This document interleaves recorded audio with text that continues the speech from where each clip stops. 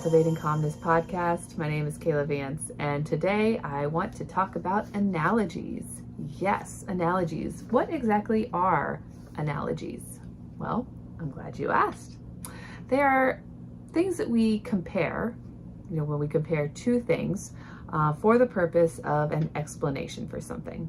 So as a therapist, I tend to use analogies fairly often, especially when it relates to trauma, talking about trauma, describing trauma, and the processing of trauma, working through trauma, the healing of trauma, etc. So I find the use of analogies to be very effective. So today I thought I would talk a little bit about that because I actually had a conversation with a client and I came up with an analogy on the spot that I thought really worked for what this particular client was working through, and I felt pretty proud of that. Maybe that was just because it was a combination of other analogies I'd heard before, but in the moment I was like, yeah, I just made that up on the spot and it made sense and it worked for this client. So I'm going to try to share some of that today and some other ones that I have found to be effective. And maybe you will find one or more of these to be effective in understanding your trauma, someone else's trauma, or using them to help your clients. So thank you for joining me today, and we will get started. One of the first ones that usually comes to mind and that I have used on my podcast before and I've talked about before is the example of a car accident when it relates to PTSD and anybody who is experiencing or has experienced some kind of trauma.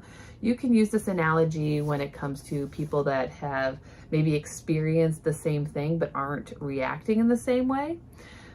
You could also use this for people who just are experiencing trauma and they're trying to compare their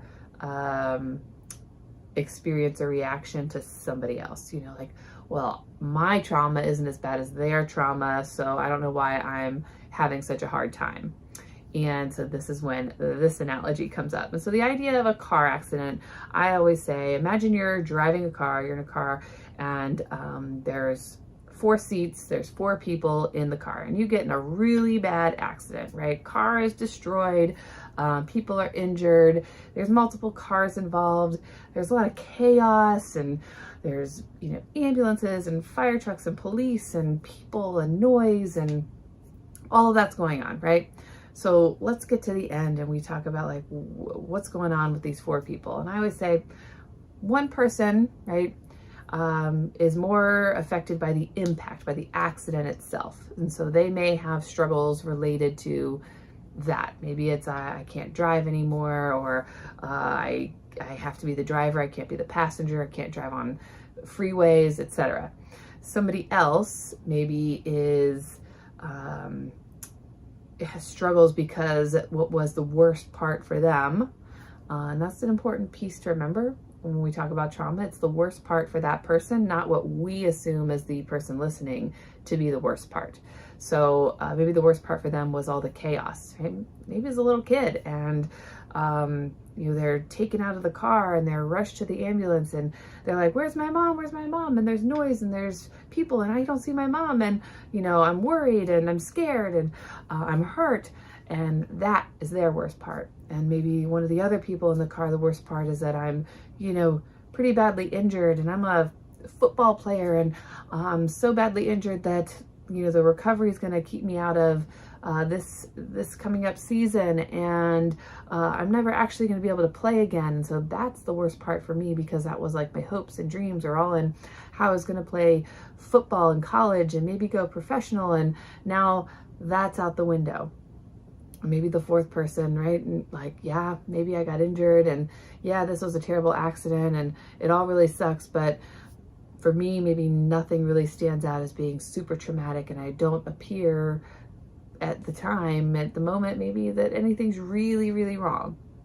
Now, those are just 4 examples of potential reactions that people are having to this one incident, right? They were all in the same car experiencing the same accident, and yet they all, in theory, have different experiences.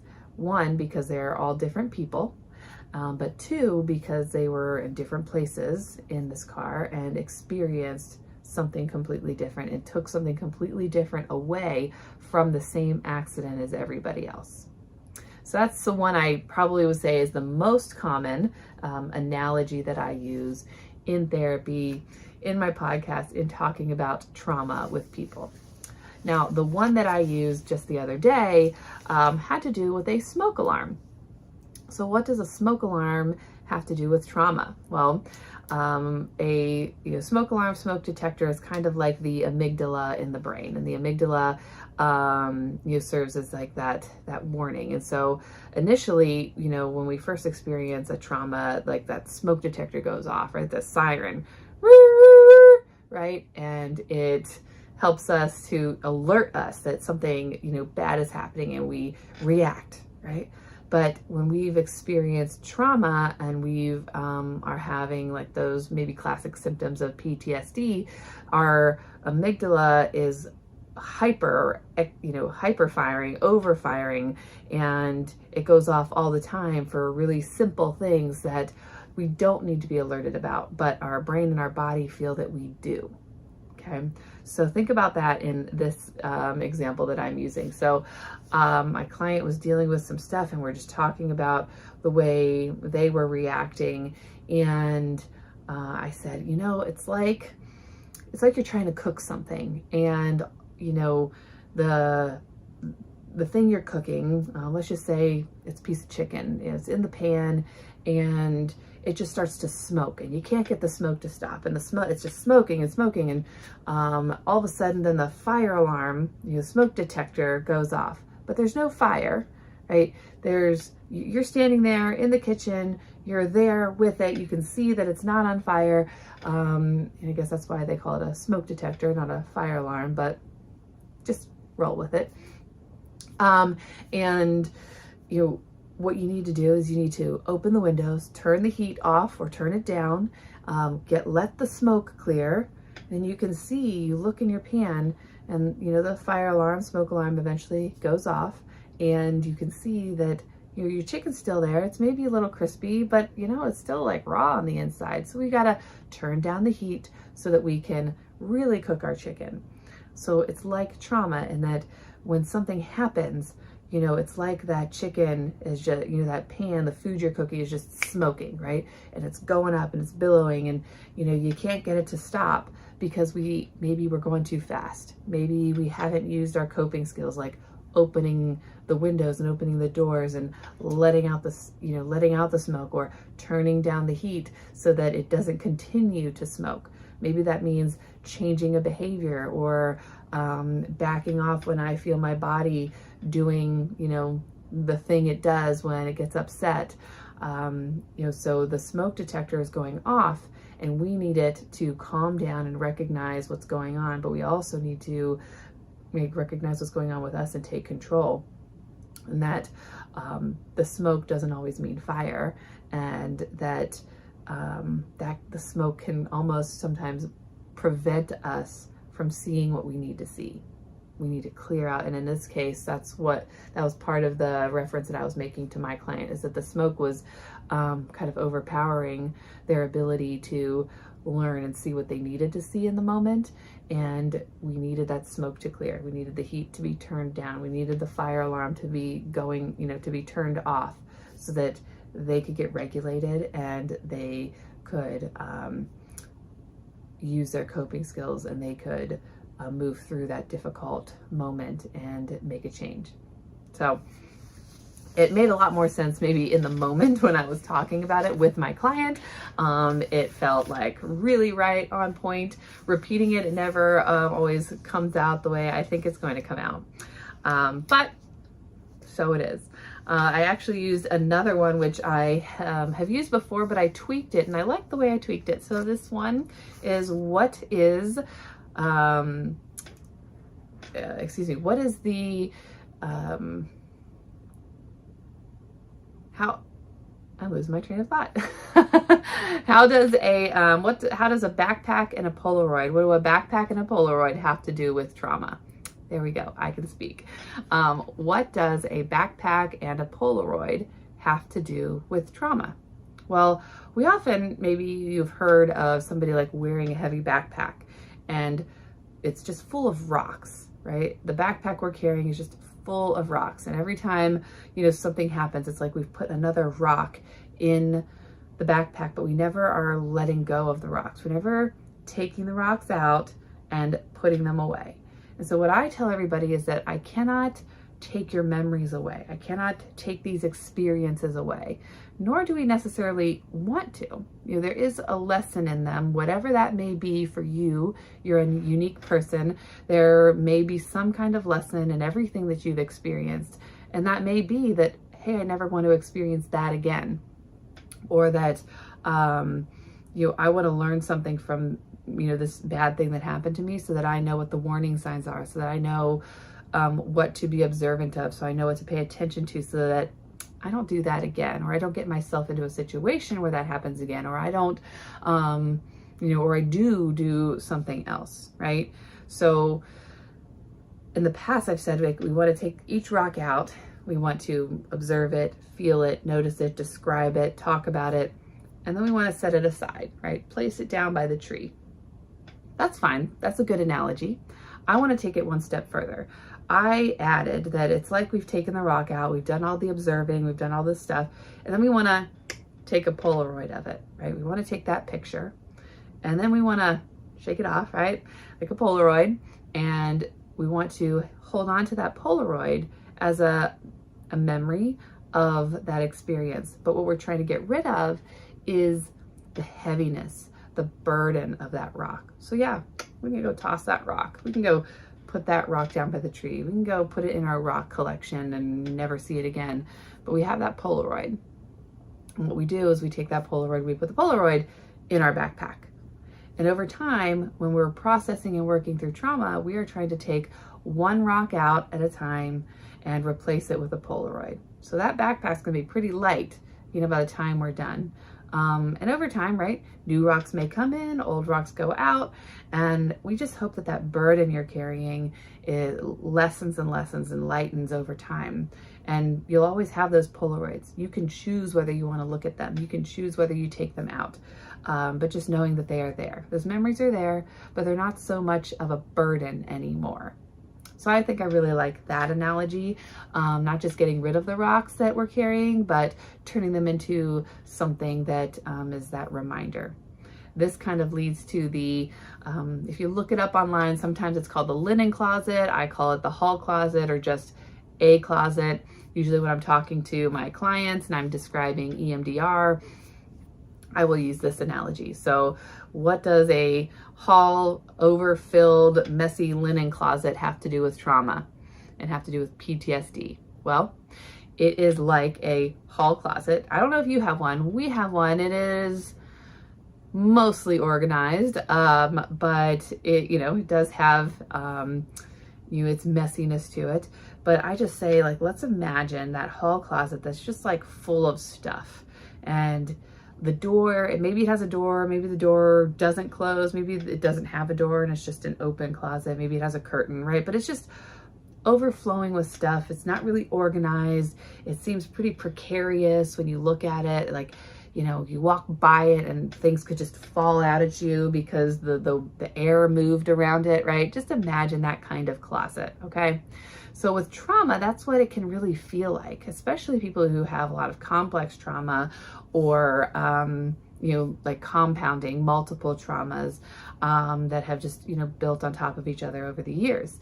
Well, when we think about that, that's like that messy hall closet, and you maybe want to avoid it because you don't want any more stuff to just be falling out on you. Those things falling out on you are like those triggers, like those memories that come up that you don't want to remember, those things that are causing you to react, for that amygdala to just hyper react to everything that's going on in your life, for, somebody to use a specific tone with you and you snap at them or react, even though there was nothing wrong in what they said.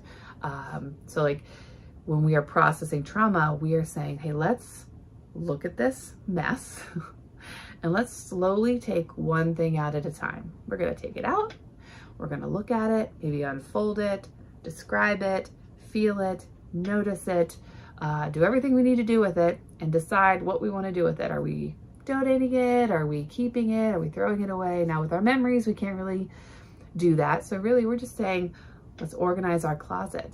So then we're gonna fold this up and we're going to find a place for it on our shelf. It's gonna go way up there, up on the top of the shelf, where I never have to get it if I don't want to, but if I want to, it's nicely folded or nicely put into a box that's labeled and identified, and we put it up there on the top of the shelf, and we get to choose when we want to take it down, if we want to take it down. That's like, we get to choose when we want to remember that memory, when we want to think about that memory, when we want to bring it out. Or if it happens to come to mind, I always describe it as, yeah, that really sucked. That was a terrible point in my life. But I'm so glad that I'm not burdened by that anymore. It's up there where I put it, and I'm not getting it down. And we do that with everything in the closet until we can walk by that closet with ease. That it's no longer, stuff's no longer falling out on us, and we are okay, we are safe. And that includes all the good memories too. So, right, like the towels we need and the things we need, and we can take them out, put them back as we need them, when we want them. And it's not so much of a burden, and it's not causing so many symptoms for us anymore. So that's another favorite of mine. I use that a lot. Let's see here. I got a couple more. So iceberg is pretty common. We use the iceberg analogy for a lot of different things, but a iceberg, if you don't know what an iceberg really looks like, an iceberg has what you see on the top, but oftentimes what's underneath an iceberg is much larger than what you are seeing above the water. And so with trauma, right, what you're seeing are maybe those trauma reactions, whether that's somebody who's shut down or whether that's somebody who's overreactive, all the things that you see. But trauma is really what's under the surface. Like for me, it's like that root cause I'm talking about. What happened to you? What happened in your life? How were you treated? What did you experience? How are people talking to you? That is what we're looking at with traumas. What are all those underlying factors? What's all that stuff that happened before that is causing all these things above the surface to happen? So that's a pretty easy one. And that's often used in other things like anger and like emotions. And we use iceberg to describe a lot of things. So it also works for trauma. And the last one I want to mention today is, what does a scar have to do with trauma? Well, trauma in and of itself is like a scar, but when we experience trauma and we're working on healing trauma, it's like, we have a big gaping wound on our arm, right? When that first happens. But what can happen though is that we never fully heal from the trauma. And so this big gaping wound maybe gets stitched up, but the stitches break open, or we have that tenderness and that soreness, or it gets infected, right? We could think of all kinds of things related to a wound, on our arm. And what we want to do with trauma healing is that we want to address it. We want to treat it. We want to give it the medicine or the ointment or the Band-Aids or the care that it needs to really heal. And what is likely going to be left is a scar. And we're going to have that scar. We're going to be able to look at that scar, and maybe here and there, right, you may have aches and pains related to that scar. But at some point, what we want is for that scar to not bring you a lot of pain and a lot of discomfort, but it is a visual reminder of what happened to you and what you went through. But it shouldn't, and we don't want it to, bring you a lot of pain and discomfort ongoing. A lot of people who have scars may tell you that, yeah, I'm completely healed. I have full use of my arm, nothing's wrong. But every once in a while, when the temperature gets cold, or when certain things happen, or when I hit it in just the right way, right, it hurts. But otherwise, no, nope, doesn't hurt. And that's what we want with trauma healing. That's what we want when you come to therapy and when you work through your traumas and your experiences, is we want to really heal that wound. We want to stitch it up right, put the medicine or the ointment on it that it needs to heal, to cover it up and let it, get the necessary protection. And there's like scar ointments, and we're putting that on so that it's not as visible and it's, doesn't hurt as much. And over time it heals and heals and heals, and it's no longer going to break open. It's no longer going to be hurting you. And that's what trauma work can do, is it addresses where that scar came from. It heals that scar so that you're not being constantly reminded and affected by it anymore.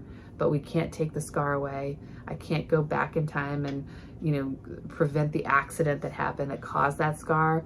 But we can work to heal it over time. So I don't know about you, but I'm a big fan of analogies. Life is like a box of chocolates. You never know what you're gonna get. That's kind of like what an analogy is. In therapy, I use them all the time. Sometimes I come up with them on the spot.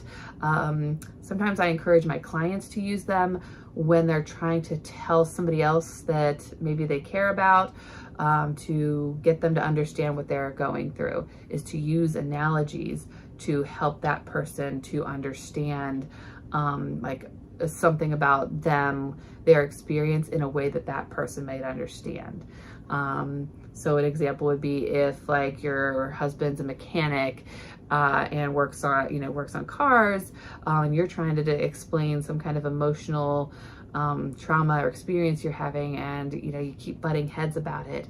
I would say, hey, see if you can find some kind of analogy related to cars. And I know nothing about cars, but I could probably come up with some pieces and parts and put something together to represent like what I'm trying to get my point across.